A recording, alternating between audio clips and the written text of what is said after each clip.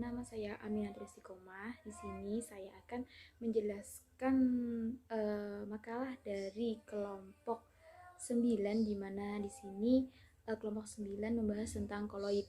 Di sini saya akan mempresentasikan untuk poin definisi koloid dan juga sifat-sifat dari koloid. Untuk yang pertama adalah definisi koloid. Istilah koloid pertama kali dikenalkan oleh Thomas Graham berdasarkan pengamatannya terhadap gelatin yang merupakan kristal tetapi sukar mengalami difusi. Padahal umumnya kristal mudah mengalami difusi. Koloid berasal dari kolia yang artinya adalah lem. Pada umumnya koloid mempunyai ukuran partikel antara 1 nm sampai 100 nm.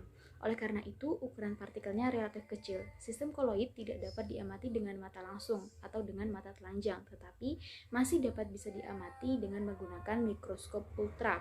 Nah, koloid ini bisa dicontohkan seperti sabun, jelly, mentega, selai, dan juga mayonnaise. Untuk yang kedua, saya akan membahas tentang sifat dari koloid. Sifat-sifat koloid ini terdapat beberapa macam. Untuk yang pertama adalah efek tindal, di mana kita dapat mengenali suatu sistem koloid dengan cara melewati seberkas cahaya atau sinar kepada objek yang akan kita kenali.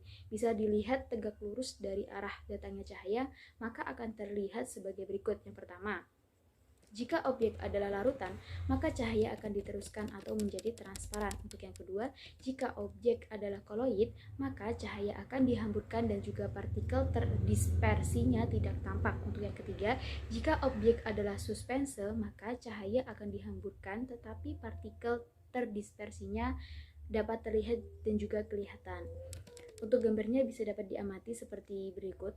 Dan selanjutnya, terhaburnya cahaya oleh partikel koloid disebut dengan efek tindal. Partikel koloid dan juga suspense cukup besar untuk dapat menghamburkan sinar, sedangkan partikel-partikel larutan berukuran kecil, sangat kecil, sehingga tidak dapat menghamburkan cahaya. Dalam kehidupan sehari-hari, efek tindal ini dapat kita amati, contohnya sebagai berikut. Untuk yang pertama adalah sorot lampu proyektor dalam gedung bioskop yang berasap ataupun juga berdebu. Yang kedua, sorot lampu mobil pada malam hari yang berkabut. Untuk yang ketiga, contohnya berkas sinar matahari melalui celah daun pohon pada pagi hari yang berkabut. Untuk sifat yang kedua adalah gerak Brown, di mana apabila partikel koloid diamati di bawah mikroskop pada pembesaran yang tinggi atau dengan mikroskop ultra, akan terlihat partikel koloid yang bergerak terus-menerus dengan arah yang acak atau tak beraturan atau patah-patah atau gerak zigzag. Gerak zigzag partikel koloid disebut dengan gerak Brown. Sesuai dengan nama penemunya adalah Robert Brown. Sekarang beliau adalah seorang ahli biologi berkebangsaan Inggris. Untuk gerak Brown ini terjadi sebagai akibat adanya tumbukan air dari molekul-molekul pendispersi terhadap partikel terdispersi, sehingga partikel terdispersi akan terlontar. Lontaran tersebut akan mengakibatkan partikel terdispersi menumbuk partikel terdispersinya yang lain, dan akibatnya partikel yang tertumpuk itu akan terlontar. Peristiwa ini jika terjadi terus-menerus akan mengakibatkan ukuran partikel yang terdispersi relatif besar dibandingkan medium pendispersinya. Gerak Brown merupakan salah satu faktor yang menstabilkan koloid, di mana partikel-partikel koloid relatif stabil karena partikel bergerak terus-menerus, maka gaya gravitasi dapat diimbangi sehingga tidak terjadi sedimentasi. Untuk yang ketiga, sifat koloid yang ketiga adalah adsorpsi, di mana adsorpsi ini adalah partikel koloid yang mempunyai kemampuan menyerap ion atau muatan listrik pada permukaannya. Oleh karena itu, partikel koloid menjadi bermuatan listrik. Penyerapan pada permukaan disebut juga absorpsi. Jika penyerapan sampai ke bawah permukaan disebut dengan absorpsi. Kemampuan menarik ini disebabkan adanya tegangan penemuan koloid yang cukup tinggi, sehingga apabila ada partikel yang menempel akan cenderung dipertahankan pada permukaannya. Bila partikel koloid mengabsorpsi ion yang bermuatan positif, maka koloid tersebut menjadi bermuatan positif. Dan juga sebaliknya, muatan koloid ini merupakan faktor yang menstabilkan koloid yang disebut dengan gerak Brown. Karena partikel-partikel koloid tersebut bermuatan sejenis, maka akan saling tolak-menolak sehingga terhindar dari pengelompokan antar sesama partikel koloid itu sendiri. Dan untuk selain dari ion, partikel koloid juga dapat menarik muatan dari listrik statis, di mana karena adanya peristiwa absorpsi partikel koloid bermuatan listrik, maka jika koloid diletakkan dalam medan listrik, partikel akan bergerak menuju kutub yang muatannya berlawanan dengan muatan koloid tersebut. Peristiwa bergeraknya partikel koloid dalam medan ini disebut dengan elektroforesis. Untuk sifat absorpsi ini dapat dijelaskan dengan berbagai proses, di mana yang pertama adalah pemutihan gula tebu, di mana gula yang masih berwarna dilarutkan ke dalam air, kemudian dialirkan melalui tanah diatomai dan arang tulang. Zat warna dalam gula akan diabsorpsi sehingga diperoleh gula yang putih dan juga bersih. Untuk yang kedua adalah penjernihan air dengan menambahkan tawas atau aluminium sulfat ke dalam air. Aluminium sulfat akan terhidrolisis membentuk HLOH3 yang berupa koloid yang dapat mengabsorpsi zat-zat warna atau zat pencemar dalam air. Untuk yang ketiga, pembuatan obat norit. Norit adalah tablet yang terbuat dari karbon aktif, di mana jika diminum di dalam usus norit membentuk sistem koloid yang dapat mengabsorpsi gas ataupun racun. Untuk sifat yang keempat adalah koagulasi, di mana koagulasi ini merupakan penggumpalan partikel koloid, di mana peristiwa koagulasi ini pada koloid dapat diakibatkan oleh beberapa peristiwa mekanis atau dapat disebut dengan peristiwa kimia. Di antaranya ada peristiwa mekanis, misalnya pemanasan dan juga pendinginan. Contohnya yang pertama, darah merupakan sol butir darah merah dalam plasma darah, bila dipanaskan akan menggumpal. Untuk yang kedua, agar-agar akan menggumpal bila dibiarkan atau didinginkan. Untuk yang kedua adalah peristiwa kimia, di mana di atas telah disebutkan bahwa koloid dapat menstabilkan oleh muatannya. Apabila muatannya ini dilucuti, maka akan terjadi penggumpalan, yaitu dengan cara yang pertama, menambahkan elektrolit ke dalam sistem koloid tersebut. Koloid yang bermuatan negatif akan menarik ion positif atau dapat disebut dengan kation, sedangkan koloid yang bermuatan positif akan menarik ion negatif yang dapat disebut dengan anion. Ion-ion tersebut akan membentuk selubung lapisan kedua. Apabila selubung lapisan kedua ini terlalu dekat, maka selubung ini akan menetralkan muatan koloid sehingga terjadi koagulasi ya tadi. Makin besar muatan ion, maka makin kuat juga daya menariknya dengan partikel koloid sehingga terjadinya koagulasi tersebut. Yang kedua adalah dengan sel elektroforesis. Apabila arus listrik dialirkan cukup lama ke dalam sel elektroforesis, maka partikel koloid akan digumpalkan ketika mencapai elektroda. Koloid yang bermuatan negatif akan digumpalkan di anode, sedangkan koloid bermuatan positif akan digumpalkan dengan katode. Contoh koagulasi dalam kehidupan sehari-hari adalah sebagai berikut. Yang pertama, pembentukan delta di muara sungai terjadi karena koloid tanah liat atau tanah lempung dalam air sungai mengalami koagulasi ketika bercampur dengan elektrolit dalam air laut.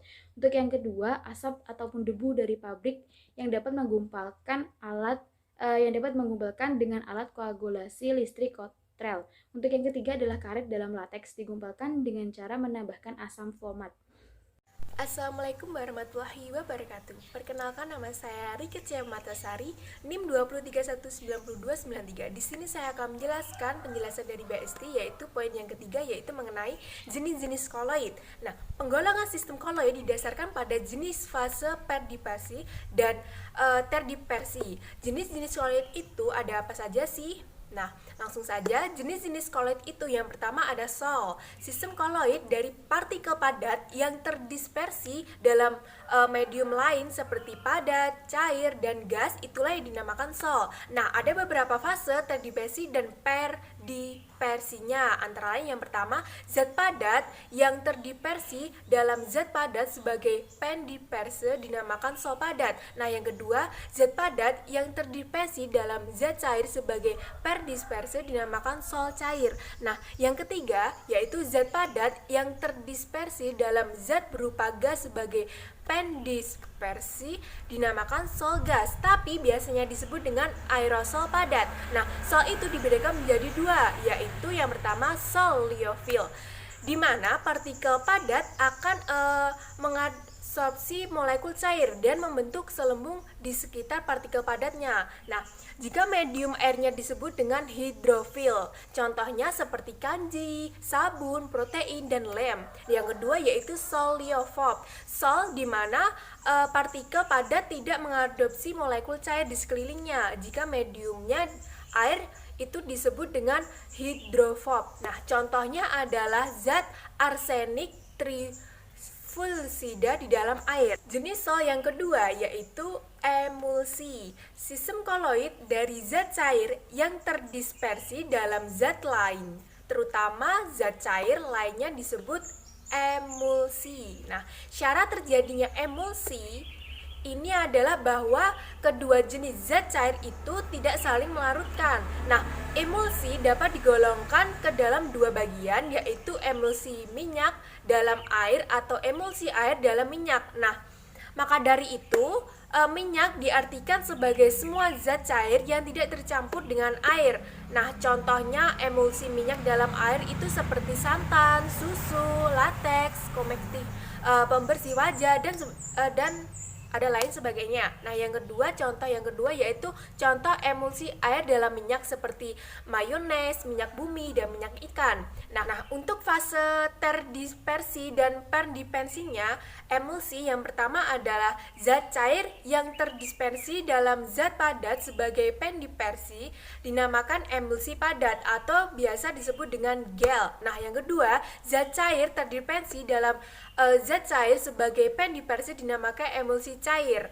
Nah, yang ketiga yaitu zat cair yang terdispersi dalam zat yang membentuk gas sebagai pendispersi dinamakan emulsi gas atau bisa disebut dengan aerosol cair. Nah, emulsi terbentuk karena pengaruh suatu pengemulsi.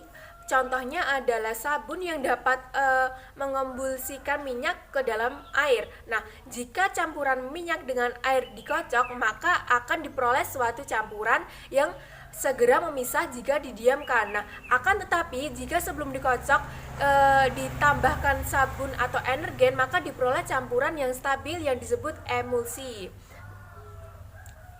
Contoh lainnya adalah kasein dalam susu dan kuning telur dalam mayones. Jenis sol yang ketiga yaitu buih. Nah, sistem koloid dari gas yang terdisperse dalam zat cair disebut dengan buih. Nah, dalam buih dibedakan menjadi dua, yaitu buih cair dan buih padat. Nah, yang pertama kita akan mengenal mengenai buih cair. Buih cair adalah sistem koloid dengan fase zat cair. Nah, fase terdispersi gas pada umumnya berupa udara atau karbon dioksida yang terbentuk dari fermentasi. Nah, kestabilan buih dapat diperoleh dari adanya zat pembuih. Nah, zat ini terabsorpsi ke daerah antar fase dan mengikat gelembung-gelembung gas sehingga diperoleh suatu kestabilan. Nah, untuk ukuran koloid buih bukanlah ukuran gelembung gas seperti pada sistem koloid pada umumnya, tetapi adalah ketebalan film atau lapisan tipis pada daerah antar fase di mana zat pembuih terabsorpsi. Nah, untuk buih cair memiliki struktur yang tidak beraturan. Strukturnya ditentukan oleh kandungan zat cairnya. Nah, bukan oleh komposisi kimia atau ukuran buih yang pada rata-rata. Ada beberapa sifat buih cair yang penting. Yang pertama adalah struktur buih cair dapat berubah dengan waktu karena pemisah medium pendispersi atau zat cair atau drainase karena kerapatan gas dan zat cair itu yang jauh berbeda. Terjadinya difusi gelembung gas yang kecil ke gelembung gas yang besar akibat tekanan permukaan sehingga ukuran gelembung gas menjadi lebih besar.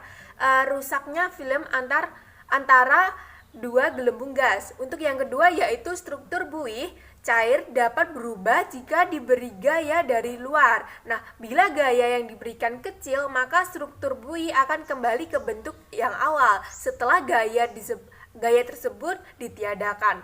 Jika gaya yang diberikan cukup besar, maka akan terjadi deformasi. Untuk contohnya adalah yang pertama, buih hasil kocokan putih telur. Kenapa? Karena adanya di sekitar putih telur akan teraduk dan menggunakan zat pembuih yaitu protein dan glikoprotein yang berasal dari putih telur itu sendiri untuk membentuk buih yang relatif stabil sehingga putih telur yang dikocok akan mengembang. Nah, contoh yang kedua yaitu buih hasil akibat pemadam kebakaran. Alat pemadam kebakaran mengandung campuran air, nitrium, aluminium sulfat, serta suatu zat pembuih. Nah, karbodioksida yang dilepas akan membentuk buih dengan hantaman zat pembuih tersebut dengan bantuan zat pembuih tersebut. Nah, untuk buih yang kedua yaitu buih padat.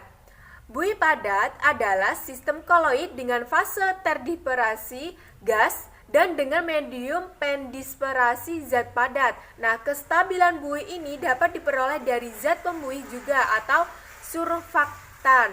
Nah, untuk contoh buih padat yang sering kita jumpai sehari-hari seperti yang pertama adalah roti. Kenapa? Karena proses peragian yang melepas gas karbodioksida terlibat dalam proses pembuatan roti.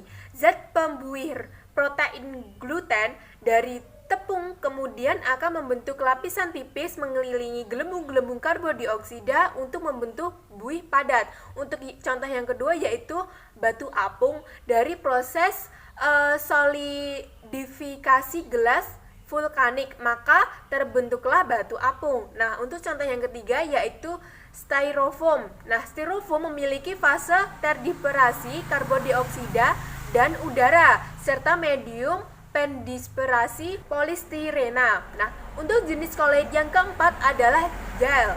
Nah, gel adalah partikel koloid liofil yang setengah kaku atau berupa zat padat. Nah, dan terdiri dari partikel-partikel koloid atau kristal yang saling berkaitan dengan membentuk jaringan. Nah, koloid yang setengah kaku antara padat dan cair ini disebut dengan gel. Nah, karena molekul pelarut terkurang di dalam celah-celah jaringan. Nah, gel ini ada yang berstruktur seperti kenyal dan ada juga yang tidak. Nah, gel kenyal sanggup menarik air dalam jumlah banyak sehingga terjadi peristiwa imbibisi atau pengembangan, sedangkan gel yang tidak kenyal hanya menarik air dengan jumlah tertentu sehingga tidak terjadi ambibisi. Nah, contohnya seperti agar-agar, lem kanjis, selai, gelatin, gel sabun, dan gel silika.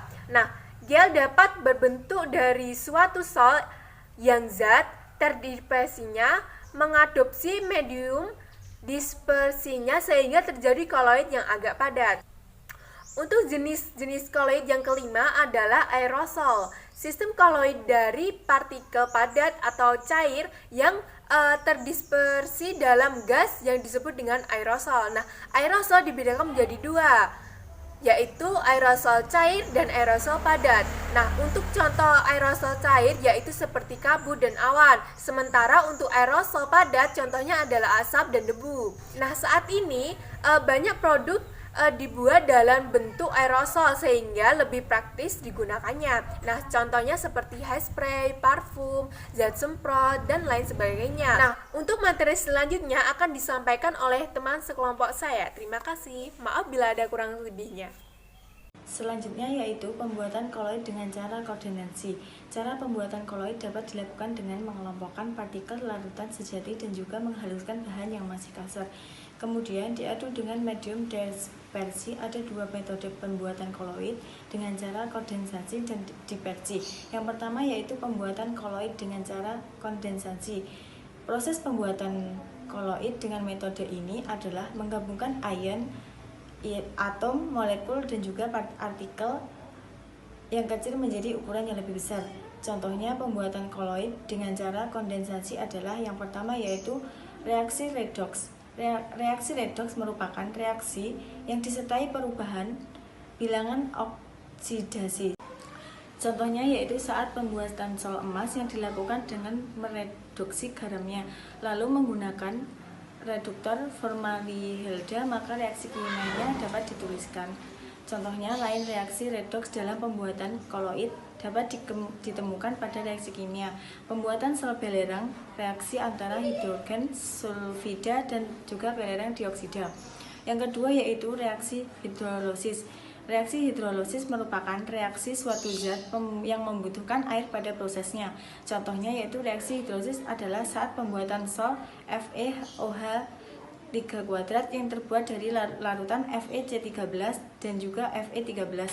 Yang ketiga yaitu dekomposisi rangkap, pembuatan koloid dengan teknik dekomposisi rangkap misalnya yaitu saat pembuatan sol AgC1 dengan cara mencampurkan larutan AgNO3. Yang keempat yaitu pergantian pelarut. Selain menggunakan cara-cara kimia, pembuatan koloid dapat dilakukan dengan cara menggantikan pelarut, misalnya saat membuat larutan jenuh, asam, aslaf, dan juga dicampurkan dengan alkohol yang akan membentuk koloid berupa gel. Selain itu, saat kamu membuat sel belerang bersifat mudah larut pada etanol dan sukar larut pada air. Yang kedua yaitu pembuatan koloid dengan cara dispersi. Pembuatan koloid secara dispersi merupakan memecahkan berbagai partikel kasar menjadi berukuran koloid. Setelah itu, partikel tersebut dispersikan dalam medium pendispersinya. Yang pertama yaitu menggunakan dengan cara teknik mekanik. Teknik mekanik itu yaitu mengelus butir-butir kasar dengan menggiling koloid hingga tingkat kehalusan tertentu. Kemudian butiran halus tersebut dicampur dengan medium dispersi, misalnya saat menggunakan sol belerang. Yang kedua yaitu menggunakan cara teknik pertisasi. Teknik pertisasi merupakan salah satu teknik pembuatan koloid yang bersifat dari butir-butir kasar atau endapan yang ada prosesnya dibantu oleh zat perstipasi. Zat inilah yang memecahkan butiran kasar menjadi butiran koloid. Contohnya saat memecahkan zat protein dalam tubuh yang dikatalisis oleh enzim pepsin. Yang terakhir yaitu menggunakan cara teknik busur Bredig, yaitu dengan cara teknik busur ini bisa digunakan pada pembuatan sol-sol logam, yaitu logam tersebut digunakan dengan cara elektroda dan dikelompokkan menjadi medium dispersi. Perkenalkan, nama saya Bagas. Saya akan menjelaskan tentang pemurnian koloid. Di dalam pembuatan suatu sistem koloid sering terdapat partikel-partikel zat terlarut yang tidak diinginkan. Partikel-partikel ini dapat mengganggu kestabilan koloid sehingga harus dihilangkan atau dimurnikan. Ada beberapa metode pemurnian yang dapat digunakan, yaitu dialisis, elektrodialisis, dan penyaring ultra. Yang pertama, dialisis. Beberapa jenis selaput memungkinkan ion atau molekul kecil untuk melewatinya, tetapi menahan partikel koloid atau molekul besar. Selaput demikian disebut selaput semi permeabel. Pergerakan ion-ion dan molekul-molekul kecil melalui selaput semi permeabel disebut dialisis. Proses dialisis untuk pemisahan partikel-partikel koloid dan zat terlarut dijadikan dasar bagi pengembangan desilator, salah satunya mesin pencuci darah untuk penderita gagal ginjal. Yang kedua, elektrodialisis. Elektrodialisis merupakan proses dialisis di bawah pengaruh medan listrik. Elektrodialisis hanya dapat digunakan untuk memisahkan partikel-partikel zat terlarut elektrolit. Listrik tegangan tinggi dialirkan melalui dua layar logam yang menyokong selaput semi permeabel. Akibatnya partikel-partikel zat terlarut dalam sistem koloid berupa ion-ion akan bergerak menuju elektrode dengan muatan berlawanan. Adanya pengaruh medan listrik mempercepat proses pemurnian sistem koloid. Ketiga, penyaring ultra atau ultrafiltrasi. Partikel-partikel koloid dapat dipisahkan dari partikel-partikel zat terlarut menggunakan penyaring ultra. Penyaring ultra dapat dibuat dari kertas saring yang telah diresapi selulosa seperti selofan. Proses pemurnian sistem koloid dengan menggunakan penyaring ultra termasuk lambat. Tekanan harus dinaikkan untuk mempercepat proses ini. Pada akhir proses, partikel-partikel koloid akan tertinggal di kertas saring. Dengan menggunakan penyaring ultra bertahap, partikel-partikel koloid dapat dipisahkan berdasarkan ukurannya. Peranan koloid dalam kehidupan sehari-hari. Sistem koloid banyak digunakan pada kehidupan sehari-hari. Dalam hal industri, kimia koloid banyak dimanfaatkan pada pembuatan berbagai produk, antara lain kosmetik, tekstil, farmasi, sabun, dan deterjen.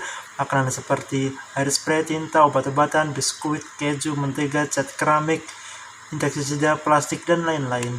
Dengan fakta ini menunjukkan betapa luas peranan sistem koloid dalam kehidupan sehari-hari. Dengan memperhatikan sifat-sifat koloid, banyak hal yang dimanfaatkan, antara lain yang pertama, dalam bidang kosmetik.